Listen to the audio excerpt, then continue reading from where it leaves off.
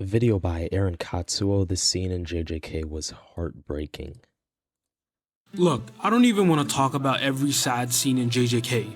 It's like trying to remember every traumatic event you've experienced, which I definitely don't want to go through again. I mean, you got Junpei and his mom, Amanai, Nanami. There's actually been so many sad moments, but I'll just spoil the one for this video. Basically in the thumbnail it shows the I don't even remember who it shows, like the little doll, the boy who died but became a doll basically, and like the mother with the white hair. Y'all will see. Mekamaru, and even Basically Principal Yaga infused this dead boy's soul into like a puppet or whatever so he could see his mom again. But honestly, that scene didn't really hit hard with me. I don't know, man. I don't even know if I could take it anymore. But I will be honest, I didn't shed a single tear. Now before you go, Yeah, same. Like it was technically a sad scene, but like it just didn't really hit that hard because we barely even knew who Kusakabe's sister was. calling me cold, heartless, whatever, I did feel sadness and pain. It's just by then, I was already so empty.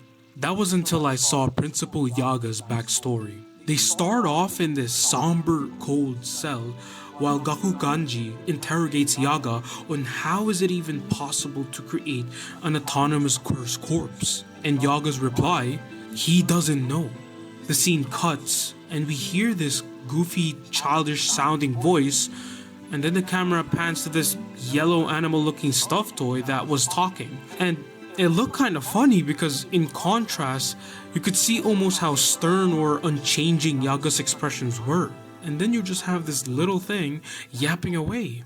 But you know, at first, I thought he was the generic buff guy who was into cute, fluffy stuffed toys. Like, you know, someone who's tough but actually has a soft heart. Yeah. At the beginning, I didn't know why he made those cursed corpses in the first place. Well, no, I'd argue that is actually who he is. Yaga Gakuganji. Wait, actually, I forget this guy's name.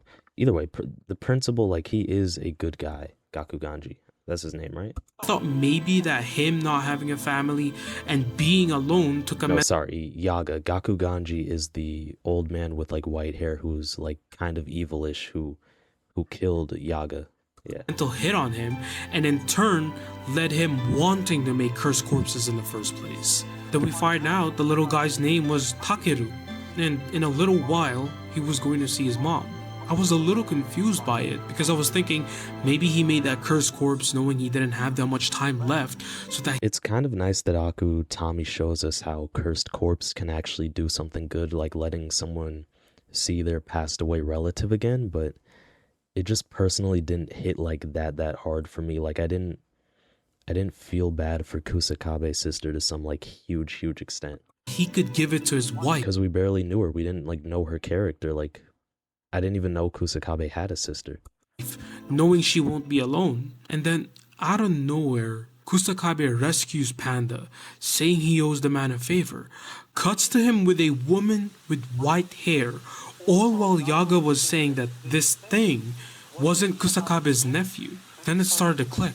This person was Kusakabe's sister, and this little guy was her child. I couldn't help but feel quiet during this whole scene.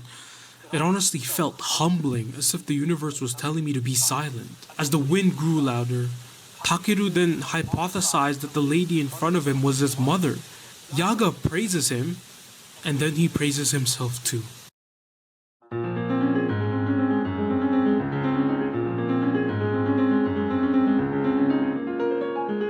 Yeah, that hit a little hard. Her like you know, just getting out of the wheelchair, crawling towards her son.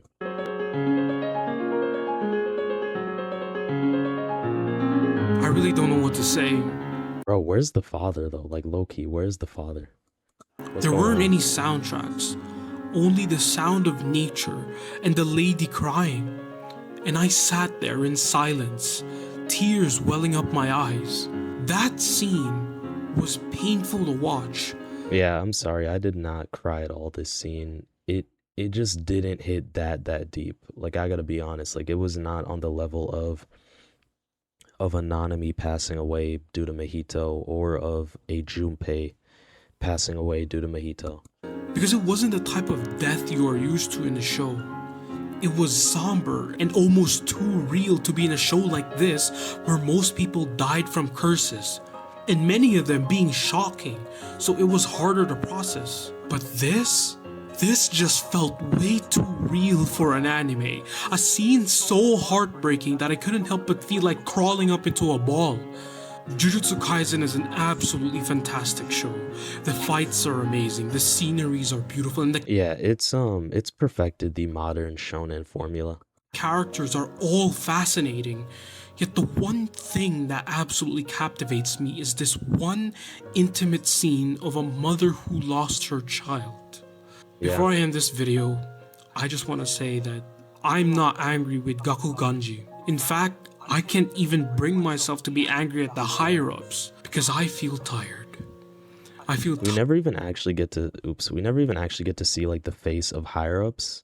So it's kind of hard to even technically hate them. Like at least in One Piece we actually get to see the Gorosei and we get to see that there's five of them. We get to see like their personalities. The higher ups, we never see them in Jujutsu Kaisen. Now yeah, Principal Gakuganji, honestly I dislike him. Panda's kind of, I mean, I know some people don't hate him, like Panda kind of forgave him and stuff, but it's just like, nah, he's still an a-hole. tired for the rest of the cast, and I feel tired for Yaga. Rest in peace to Yaga, man. He absolutely deserves it. So while the scene didn't really hit super hard for me, except, the mother, her just falling out of the wheelchair, crawling towards her son, that hit a little bit deep. But like the overall scene, it didn't make me cry or anything. But what I still love is that Akutami chose to just make it a scene, make it something in the manga. Like he's using even just he's kind of showing us how Yaga's power can be used for good, and Akutami is basically he also just introduced a minor character and still like the fact we didn't even know who Kusakabe's sister was, and some people do find this scene sad, just emphasizes the overall good writing, essentially.